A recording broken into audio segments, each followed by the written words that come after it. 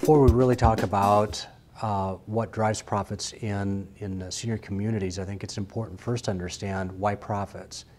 And I think that there are a lot of organizations that are still confused, not-profit organizations, in terms of their mission versus showing a profit. Probably the best way to address that, both a friend and a client had at one point in time used the term, and I borrowed the term from him, no margin, no mission. And to me that simply means that if you don't have a profit, for example, if you don't have a margin, then it's very difficult to carry out your mission. You can carry out your mission, but just for a short period of time. In addition, when we think about profits, you don't have profits just for the sake of having profits. You're intentional about your profits, and you have to understand the context of profits. So profits in and of themselves are really for an express purpose.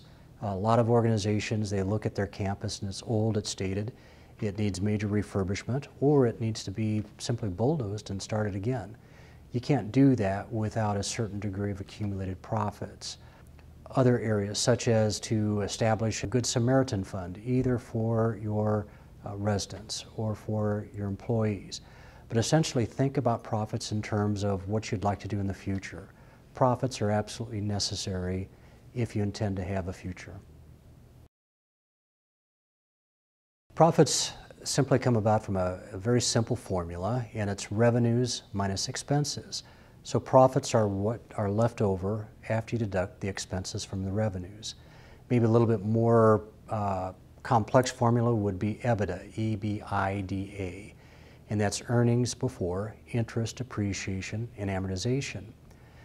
That definition of profits comes about when you want to compare a newer organization to an older organization.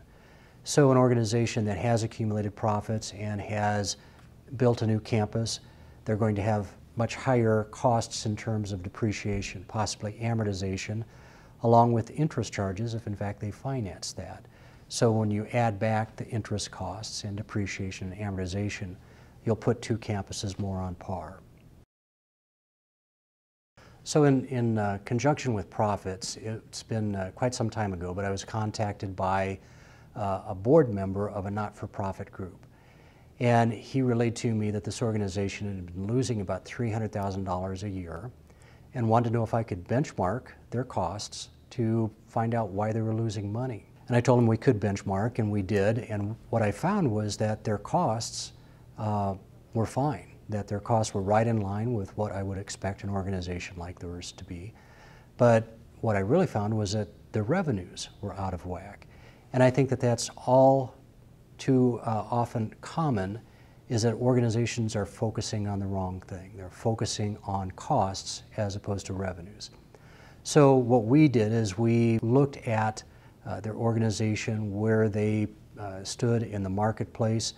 Part of their problem had come about because the neighboring hospital had built brand new independent living and assisted living, and that would really cut into their market share. We held a focus group within the community to talk about the future plans of this particular organization, along with the impression of the hospital's construction. And what we found was that the hospital had built the independent living and assisted living in a fashion that the hospital thought was good, but they hadn't had focus groups. And this organization was able to focus on what the community really wanted, which was really more storage, larger rooms and more storage than what the hospital had put together, which was predominantly bricks and mortar, smaller rooms, not much storage, and large common spaces. So today, after working with this organization, they really are the market leader in their area, and they've broken ground, and they're going to essentially bulldoze their campus and start new. So very much a success story.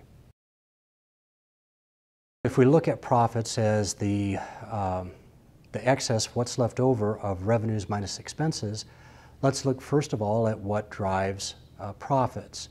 In order to look at what drives profits, we have to understand that in a senior community, we typically have to look at the fact that there are three primary sources of revenue. One is Medicare, and one is Medicaid, and one is private pay. And what drives each one of those is different. So let's take a look at each one of those.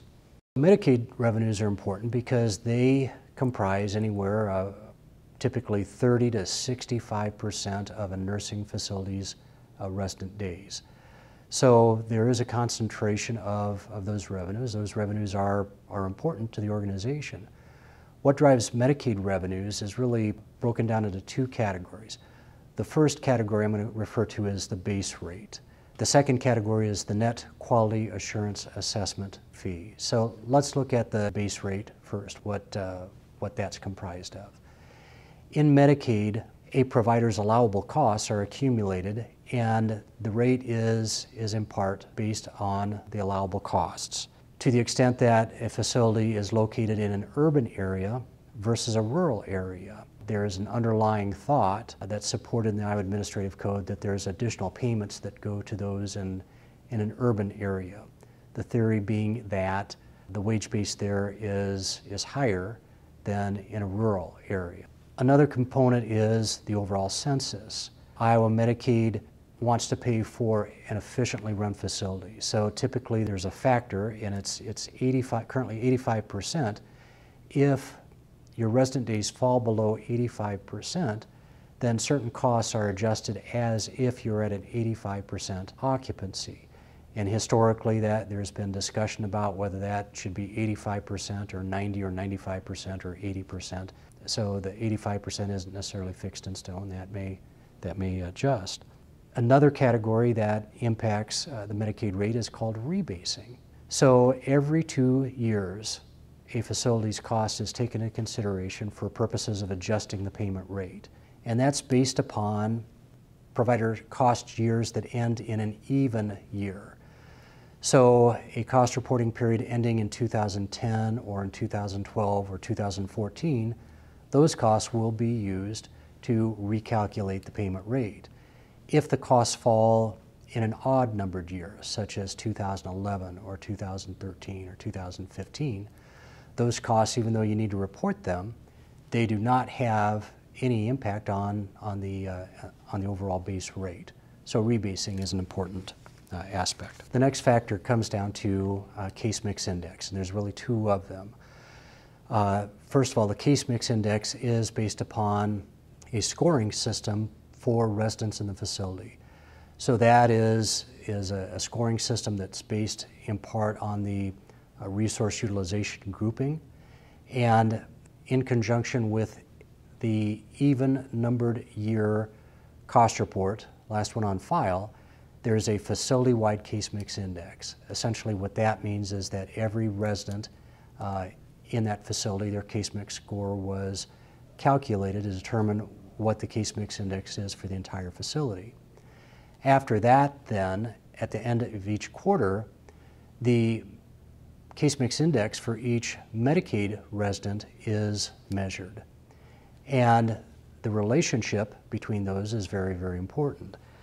To the extent that the case mix index for Medicaid is lower than the case mix index for the entire facility, then essentially costs are discounted. The overall allowable costs are first calculated.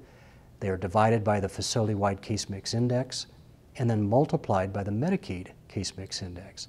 So it's important that organizations understand that relationship. Where this is particularly important is a knowledge that if you bring on Medicare residents, in fact, you could be damaging your Medicaid payment rate. So you need to look at how many Medicare residents that you actually bring in. If you're low utilization, meaning you just have a few Medicare residents on an annual basis, that case mix index is carried on for a while, and if you have a heavy Medicaid population in your facility, it may actually be damaging to bring on Medicare residents. So providers need to understand that relationship and determine whether in fact it really makes sense to participate in Medicare or not. The inflation index is something that happens in conjunction with the odd numbered years. So embedded within our economy is the concept of inflation, that costs increase on an annual basis. And to the extent that your base rate is only readjusted every 2 years, inflation is used in the second year to inflate those costs to theoretically what those costs are in a current period of time.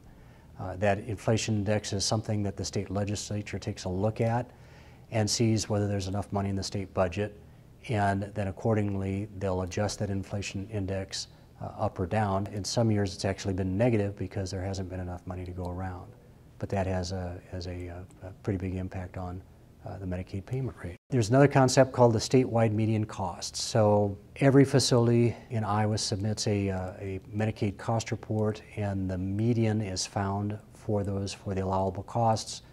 Those medians are used to set a maximum payment rate, actually called a cap. And there are two caps. One are for direct care costs and the other for non-direct care costs. So how costs are incurred throughout the state, not just for your organization, but statewide, are used to set your payment amount also. And if you're above that cap, then essentially you're out the difference of money. The state won't reimburse for that. So we've talked about the base rate, and the second component of the payment system comes about from the quality assurance assessment fee. And that works in both directions for the facility. One is there's a fee that's paid to the state of Iowa. The state of Iowa treats that as a cost for purposes of reporting costs to the federal government, and that increases the amount of money that the federal government pays the state of Iowa for its Medicaid program. So facilities share in those additional federal revenues. So there's both a revenue and an expense that comes in. And for just about every facility in Iowa, that results in a net profit per se. Now, organizations that are deemed small and those that are deemed to be continuing care retirement communities, they share in those profits a little bit more heavily than those that are not small and are not continuing care retirement community. So again, it's important that providers understand where they fit within that and what their net profits are.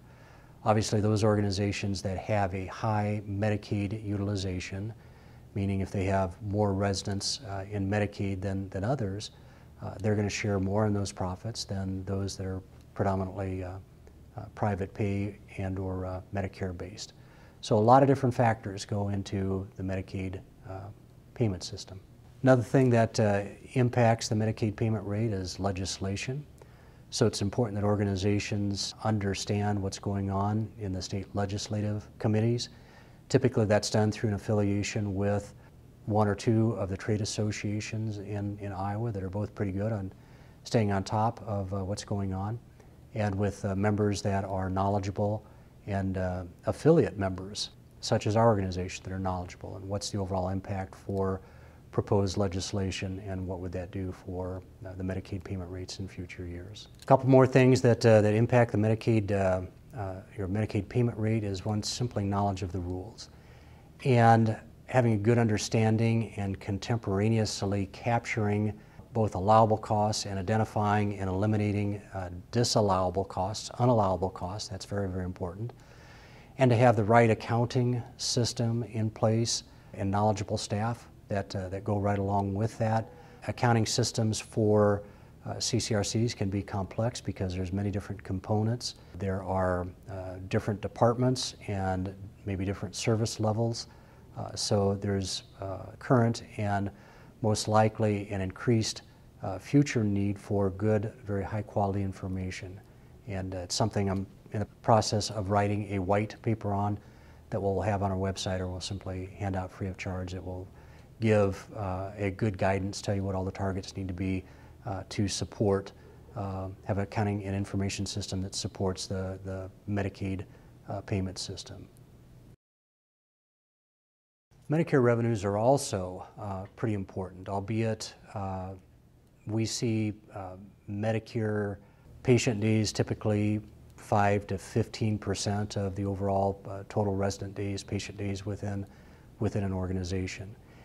Iowa is a low wage state, especially compared to other states.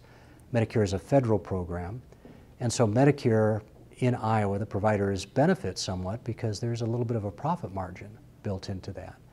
But again, it may conflict with your Medicaid payment rate, so it's important to understand at what level that it makes sense to take on Medicare, and at what sense maybe that is something that your organization doesn't want to take on. Medicare is not a cost-based system anymore. It used to be, but it presently pays out under a fixed payment amount based upon the needs of the residents.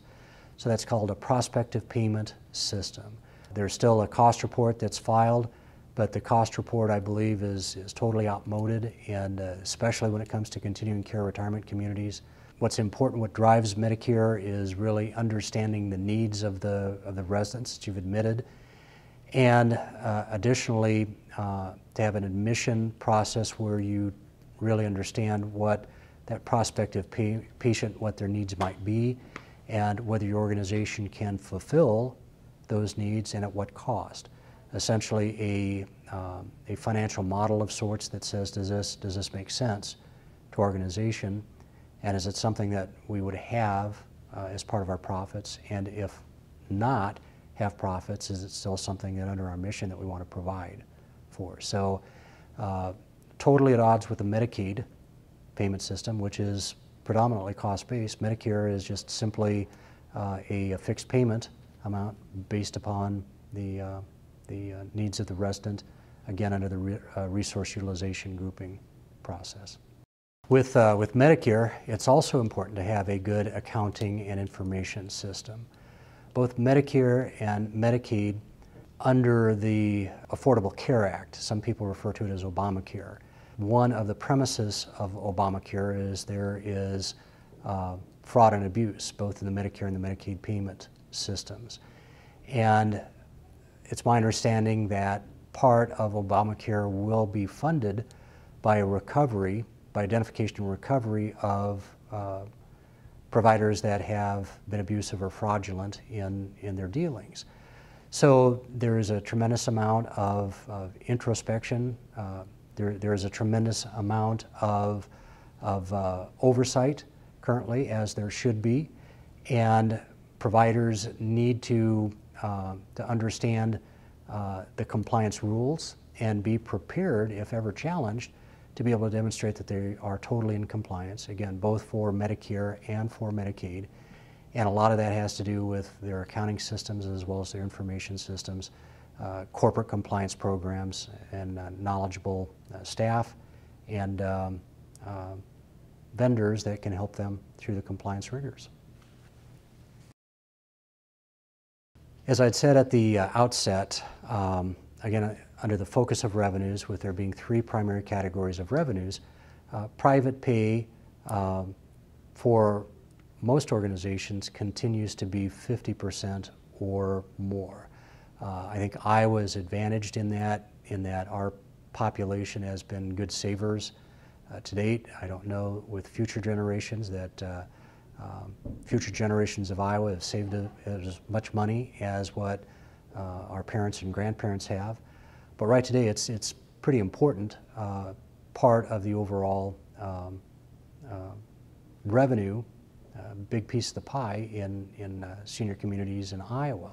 I think at the outset, what really drives private pay revenues is the thinking, it's the knowledge and the focus of both the board of directors as well as management. I think all too often organizations look to what their competitors are charging as opposed to what their own individual organization could be charging. We always recommend to our clients that they pay for an independent market research study that tells them about what their market area, what the needs of the residents are, whether the continuum is being met, what other competitors are doing, ages of facilities, what services are offered, and so forth. That under the mission for an organization, their overall market area, that they should look at it from the broadest possible standpoint and say, how good of a job are we doing at meeting what the overall market needs are. So it begins with a broader perspective, and then to identify the needs and the competition, and then to start to position the organization within that overall market area. The most successful organizations out there are not concerned about their competition. They essentially set the tone. They set the competition. They are the competition. And whether it comes to competitive salaries for their nursing staff and other hands-on staff, or they're setting the overall payment rate and so forth. Organizations that really pay attention to the identification of the residents' needs and meeting those needs are the ones that are really the most successful. They have a pricing model in place that may take into consideration what the competition is doing, but what they do is look at ability to pay, what their overall profit margin needs to be in order to meet the needs in the future. For example, I just finished this presentation for one of the trade associations, and a very well-respected organization in Iowa. Their executive director told me that they had a brand new campus 12 years ago, and it was really at its half-life after 12 years, and they were spending $20 million to bring their campus up to date after 12 years. Things move very, very, very quickly, and it's only through foresight that she was able to lead her organization through that and to have profits year after year, have an accumulation of those profits and enough equity to be able to, again, renew and refurbish their campus to the point where they would remain relevant in their market area. So it is a significant thing. It's much like taking a not-for-profit and running it as it is a business with a heart, but nonetheless it's still a business, and profits are important. The vast majority of profits, in my opinion, will be coming from private pay resources. So when you look at private pay, you look at that also in the context of not only what are we currently doing, but what could we be doing for the community. So if right now all we have is a nursing facility and say it's 100-bed, based upon the composition of private pay, Medicare, and Medicaid, that's going to set the tone in terms of what we can do and put limits in terms of the overall profits that we have. That may not be sufficient. One way to look at that is as a pie. So rather than deal with the individual slices and whether one slice is 50% and another one is 35% and another is 15%, another strategy is to simply look at increasing the pie. So you increase the pie to include other private pay revenues such as independent living and assisted living. And certainly there are other service areas that are coming about also that could fit within that continuum. So again, profits are very necessary for the future. Now, one of the intangibles of many organizations, and it's not well understood, so some organizations have a tough time really leveraging it, but it's the culture of your organization and how there's lots of different definitions of culture, but one of those definitions is how people treat other people. So the culture of your organization is typically set from the top down, and that can be from your board of directors, it can be from the CEO, it can be from the upper management team. And the culture is really set by their reaction to what's going on in their lives as well as their community, as well as their vision for the organization within the market area and so forth. Those organizations that have a very good positive culture, that radiates out into the community. So to the extent that the entire team of the organization is treated very, very well, and they know that they're cared about, they take that same level of caring to the residents, and the residents feel that caring. And both the residents as well as the entire employee base, they take that out into the community. And it's a very, very positive, very, very strong positive spiral. And culture has a huge influence on the overall profitability of the organization. And essentially what it comes down to is just the way that everybody thinks. That's set at the top. So culture is probably the least understood, but one of the most important aspects of profitability, as well as a number of other components in senior communities. Another factor in profitability, when we look at different senior communities in Iowa, those that are continuing care retirement communities, I think that they have greater opportunities than, say, a freestanding nursing facility to have profits. A couple reasons for that. A CCRC has greater opportunities for private pay, but also they're meeting a need of the community, and that need being as people age, they need different types of services. So that continuum is very, very important now. And I think as residents become more educated about the aging process and what their needs and their spouse or significant others' needs are, that they will more and more and more select a CCRC as opposed to a freestanding nursing center. So that impacts profitability in long-term care. I think the final aspect that needs to be considered is the facility or facilities themselves. For example, the age of a facility. If there are two facilities that are close by, the one that's newer construction that potentially has better features, a better feel to it, maybe more modern.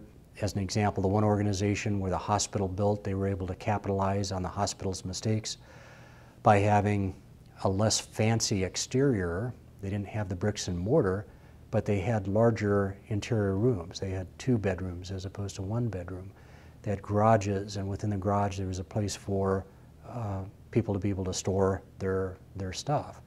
So the marketability, understanding the wants and the needs of the residents and the patients, as well as their ability to pay and match all those factors into one, I think is very, very important for profitability. To summarize, what really drives private pay revenues comes down to an organization's ability to provide the best experience of life to the residents by understanding their wants and their needs and their desires and their ability to pay, and then to do the best job that they can in matching both the facilities as well as the services for those residents.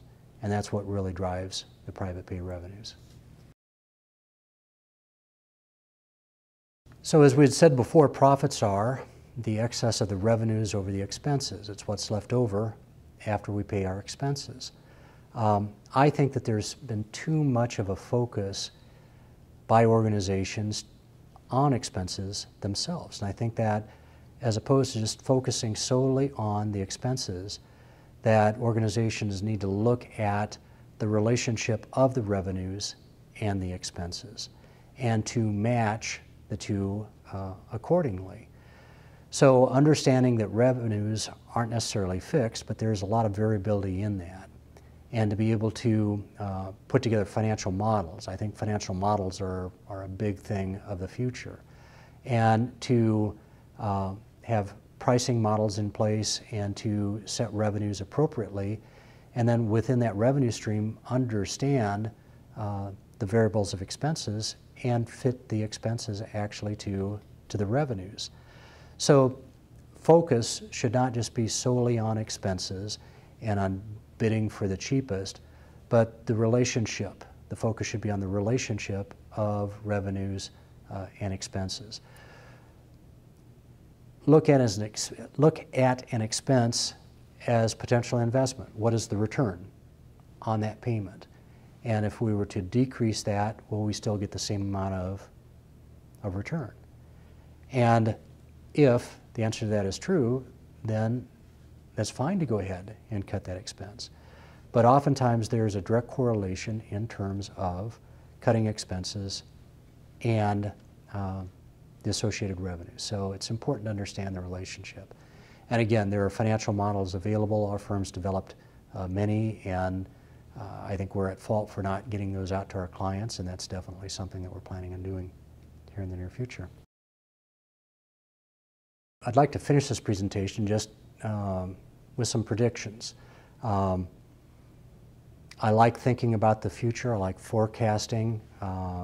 Right now, I think we're in a pretty complex and uncertain environment, and I don't see that ending in the near future. In fact, I think for the remainder of my work career and on out past that, that the environment that we're in is just simply going to continue to accelerate. So organizations simply need to embrace the uncertainty and the complexity and look for ways to thrive within that.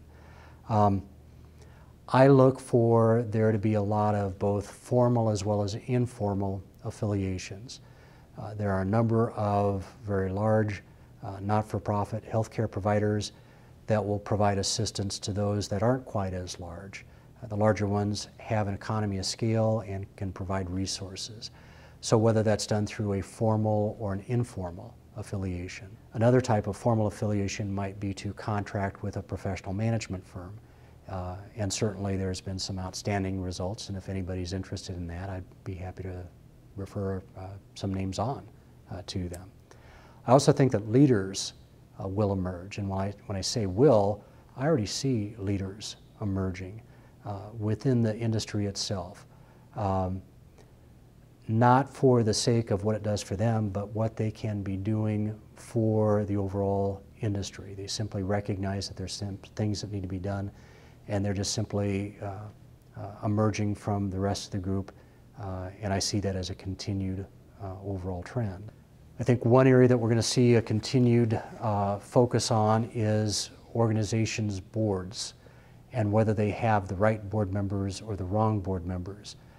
Because of the complexity and the uncertainty of the current environment and I think the future environment, having board members that really understand and can contribute to the overall nonprofit are important. So to look at their background, what they do for a living, what they're willing to contribute, I think we'll see more qualified board members continue to happen at the not-for-profit level.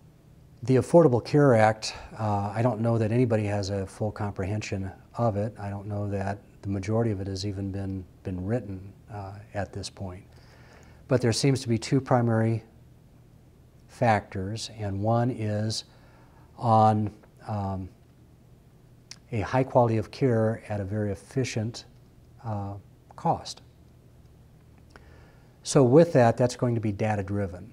So whether that is accounting data-driven in part, and the other part being quality measures for the actual care itself, there's going to be a huge demand for the right information at the right time.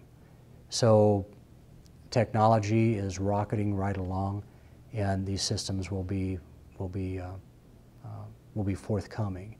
And as I'd mentioned earlier, both Medicaid and Medicare right now are demanding a lot of information in conjunction with compliance. So we have a demand now maybe a lot of organizations aren't familiar with, and I see that as just continuing on into the future. I think that in addition to the Affordable Care Act and the quality and the associated cost, I think organizations are going to have to become more nimble and understand their cost structures also. So information for the purposes of decision making are very important also. I think that decision making will become a much more refined process than maybe where it currently is. I also see the need for a director of finance, very similar to the current requirement for a director of nursing. I think it'd be absolutely chaotic to attempt to provide care without a director of nursing.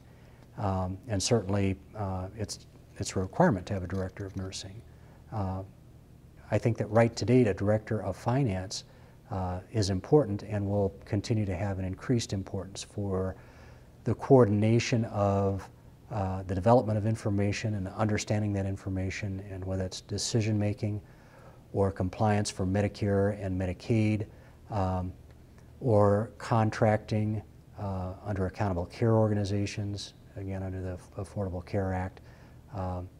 Whether that director of finance is actually on team as an employee, or whether that's through an informal or formal affiliation. For example, one management company works with a CPA firm, and all of the organizations that his organization manages also work with that CPA. She does a darn good job with it and works in part as a director of finance. So small organizations don't necessarily need to have one full-time employee on staff, but either through an informal affiliation, a formal affiliation, or simply working with their own outside CPA firm. I think director of finance is something that is really going to come into fruition. We've all heard about increased accountability and transparency. Those trends aren't going to go away, and I think that they will continue. Organizations are going to need to anticipate and respond to demands for information, and they're going to need to have the systems and processes in place to provide for that. And ultimately, who knows under the accountable care organizations what the competition for funding might be. I think that with time there will be increased competition for funding. Certainly the Medicare program will be funded through ACOs. When that comes about and how it comes about is anybody's guess. I know a lot of hospitals are positioning to be the ACO in their area, and there are many loose affiliations right now between senior communities and hospitals in anticipation of ACOs. Whether the Iowa Medicaid program goes to an ACO or not, we don't know with that. And ultimately, whether my generation and subsequent generations have been saving in a similar fashion to our parents and to our grandparents, there's a question about that and the overall source for private pay revenue. So there's a lot of considerations with it.